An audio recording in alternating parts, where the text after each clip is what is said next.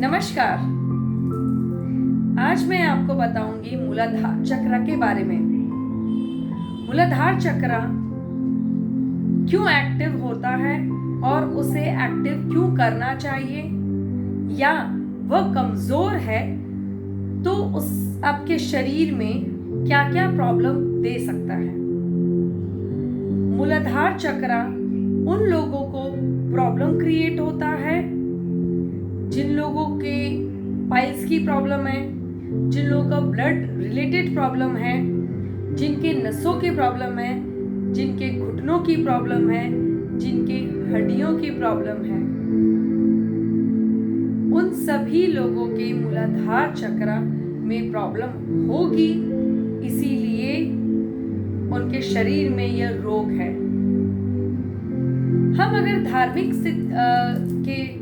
में जाते हैं तो आपको ये पता होगा कि विघ्नहर्ता यानी कि गणपति विघ्नों को यानी प्रॉब्लम्स को हरने वाला गणपति, जो हमारे रूट कॉज में है, जिनका अगर हम धार्मिक बेस पे कहा जाए तो हम जिनके भी कुंडलियों में प्रॉब्लम आती है, जिनके भी हेल्थ से रिलेटेड प्रॉब्लम होती है या कुंडलियों में बताया जाता है कि प्रॉब्लम है या उनके कार्मिक इशू है, पिछले जन्म के कर्मों का भोग वह भोग रहे हैं, तो उन्हें विघ्नहर्ता की आराधना करनी चाहिए। विघ्नहर्ता की आराधना लोग कैसे करते हैं? अगर धार्मिक स्थिति में अगर हम जाते हैं या धर्मों में जाते हैं तो कहा जाता है कि मंदिरों में जाना चाहिए, वहाँ पे फूल या गणपति के जो हम प्रसाद लेके जाते हैं या धूप बत्ती अगरबत्ती करते हैं, दीपक करते हैं और लाल फूल लेके जाते हैं और गणपति को मोदक चढ़ाते हैं, लड्डू भोग लगाते हैं या उनको दुर्वा चढ़ाते हैं। दुर्वा यानी कि जो हरी हरी पत्तीदार घास होती है वह चढ़ाते हैं। तो उस चढ़ाने की विधि क्या थी? देखा जाए तो अगर धार्मिक में हम जाते हैं तो मंदिर का निर्माण इसीलिए हुआ था कि वहां पर बैठकर हम ध्यान कर सके, मेडिटेशन कर सके। लेकिन अब स्थिति बदल चुकी है, लोगों के पास टाइम कम है, वक्त कम है, क्योंकि धन कमाने के लिए या परिवार चलाने के लिए उन्हें वह भागदौड़ करते हैं, धन के पीछे जाते हैं। लेकिन जब आपका रूट कॉज सही तरीके से नहीं चल रहा है, सही तरीके से बैलेंस नहीं है, तो आपको धन की हानि होगी ही। तो हम धार्मिक स्थिति में जाते हैं तो गणपति के हम हार चढ़ाते हैं, फूल माला ये सब करते हैं। लेकिन ये बहुत कम लोगों को पता है कि विघ्नहर्ता के साथ साथ वह विघ्न देने वाला भी गणपति हो जाते हैं। कैसे? यदि आपके शरीर में ये सारी बीमारियां आ गई है या इनमें से कुछ एक आध बीमारी आ गई है, तो इसका मतलब गणपति आपसे रुष्ट है। आपने गणपति की आराधना में कहीं ना कहीं कोई कमी रखी है। आपके धन की कमाने में कहीं ना कहीं आपने झूठ का उपयोग किया है या बहुत अलग अलग क्रियाएं की है, अलग अलग तरीकों से आपने वो धन कमाया होगा, या कहीं ना कहीं अपने शरीर को नष्ट किया होगा, तकलीफ दी होगी, जिसकी वजह से गणपति रुष्ट हो गए। हम उसे शांत कर सकते हैं धार्मिक तरीके से, लेकिन मैं आज आपको धर्म से और साइंटिफिक रीजंस, साइंस को लेकर दोनों को बेस पे मैं आपको एक तरीके बताती हूँ जिससे कि आप अपने शरीर में मूलाधार चक्र को एक्टिवेट कर सकते हैं। रेगुलर आप नहीं कर सकते क्योंकि वो एक दिन का क्रिया नहीं है कि आप रोज करें, बट वीक में 3 या 4 बार आप उसे एक्टिवेट कर सकते हैं। उसे एक्टिवेट करने के लिए आपको आपके आसपास अगरबत्ती यानी कि फ्रेग्रेंस का इस्तेमाल करना होगा अगर रूट कॉज को एक्टिवेट करना है। रूट कॉज को एक्टिवेट करने के लिए हम फ्रेग्रेंस का इस्तेमाल करेंगे। कुछ फूल हम रख सकते हैं अपने आसपास जिससे कि खुशबू आए, और अगरबत्ती जला सकते हैं। अगरबत्ती जलाते वक्त जो उसकी फ्रेग्रेंस आती है, खुशबू आती है, इससे हमारे खुशबू से हमारे मूलाधार चक्र में एक्टिवेशंस होता है। एनर्जीज हमारे ऑरा की क्लीनिंग होकर वाइब्रेशंस उत्पन्न होती है। ये वाइब्रेशंस उत्पन्न करने के लिए, जागृत करने के लिए हमें वो फ्रेग्रेंस यूज करने पड़ते हैं। और जब आप उस फ्रेग्रेंस को, अगरबत्ती को अगर आपके आसपास एक्टिवेट करते हैं और 10 टाइम्स, मिनिमम 10 टाइम्स आपको सांस लेनी है और छोड़नी है। किस प्रकार, वह मैं आपको बताती हूँ। नोज से आपको स्मेल लेनी है, खुशबू लेनी है, जोर से सांस लेनी है और मुंह से आपको सांस खोलनी है। इस प्रकार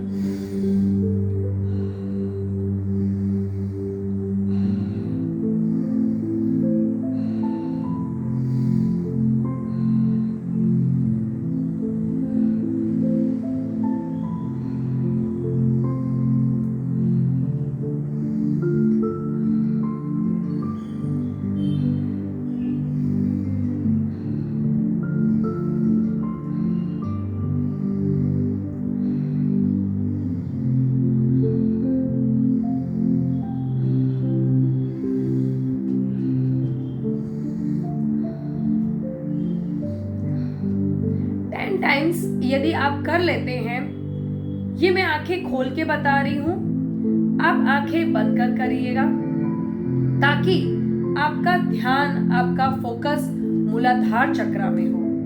ये एक प्रक्रिया है और आपको 5 से 10 मिनट लगेंगे आपके मूलाधार चक्र को एक्टिवेट होने में। सांसों पर आपको ध्यान देते रहना है। ये 10 टाइम्स करना है, जैसे मैंने आपको ब्रीदिंग लेना बताया और मुंह से सांस बाहर निकालना बताया। फिर आप आंखें बंद करके बैठे रहना है और इस मुद्रा पर बैठना है आपको, पृथ्वी मुद्रा। यस, लिटिल फिंगर के बगल वाली फिंगर्स को टच करते हुए आपको अपने थाइस पे रखना है और आंखें बंद रहेगी। सांसों पर ध्यान देते रहना है। सांस कैसे चल रही है ये ध्यान देना है। और मूलाधार चक्र का जो बीज मंत्र है, लम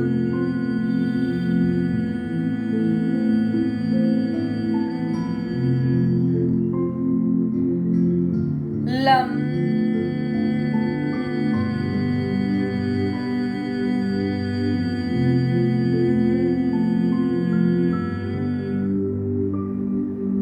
लम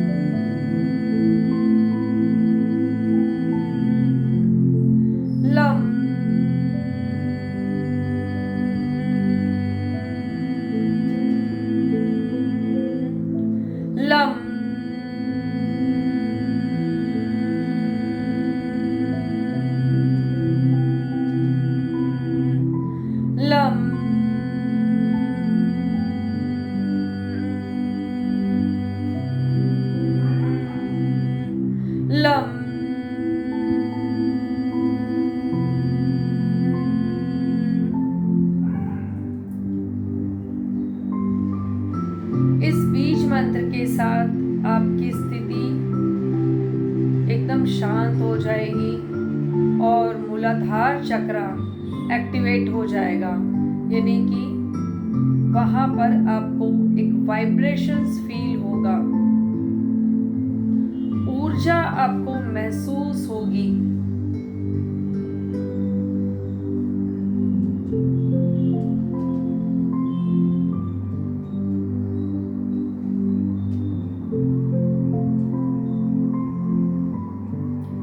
ये जब आप एक्टिवेट कर रहे होंगे, कम से कम आप 10 मिनट्स बैठे।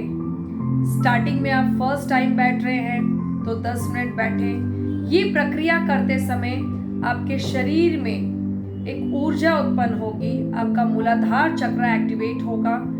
जिनको भी नसों की प्रॉब्लम है, जिनको घुटनों की प्रॉब्लम है या रीढ़ की हड्डियों में कोई भी प्रॉब्लम है, हड्डी वीक हो रखी है, कमज़ोर हो रखी है, यदि ऐसा आप करते हैं प्रैक्टिस, स्टार्टिंग में आप 4 डेज कीजिए, फिर आपको महीने में आप 2 बार 3 बार अगर आप हर हफ्ते में करते आ रहे हैं तो आपका मूलाधार चक्र एक्टिवेट रहेगा। जिनके भी मनी प्रॉब्लम है, श्वास लेने में प्रॉब्लम है, गंध नहीं आती है, उन लोगों को धन की हानि होती है, उन्हें धन नहीं आता है या आकर चला जाता है, इसका मतलब मूलाधार चक्र उनका वीक है, एक्टिव नहीं है और वह प्रॉब्लम उनके ऑरा में भी है और उनको तकलीफ रहेगी ही रहेगी। यदि यह प्रैक्टिस रेगुलर आप करते हैं तो आपको बहुत ही पॉजिटिव फील होगा, आप शांत होगा आपका मन, क्योंकि मूलाधार चक्र का माइंड से भी कनेक्शन है, आध्यात्म ऊर्जा का भी कनेक्शन है। गणपति को हम प्रसन्न जरूर करते हैं, लेकिन अपने चक्रास पर ध्यान नहीं देते हैं। यदि गणपति हमारे शरीर के मूलाधार चक्र में विराजमान है तो आप उसे एक्टिव करें, उसे जागृत करें, जिससे कि आपका मूलाधार चक्र एक्टिव होगा। जिनके अंदर फियर है, चाहे हेल्थ को लेके है, मनी को लेकर है या रिलेशंस खोने का डर है, तो उनका मूलाधार चक्र वीक रहेगा। आज मैंने आपको जो बताया है वो यदि आप रेगुलर प्रैक्टिस करते हैं मूलाधार चक्र का तो आपका चक्र एक्टिवेट रहेगा, आपका मन शांत रहेगा और आपकी हेल्थ अच्छी रहेगी। Thank you. मेरा नाम श्वेता शर्मा है। धन्यवाद आप सभी का।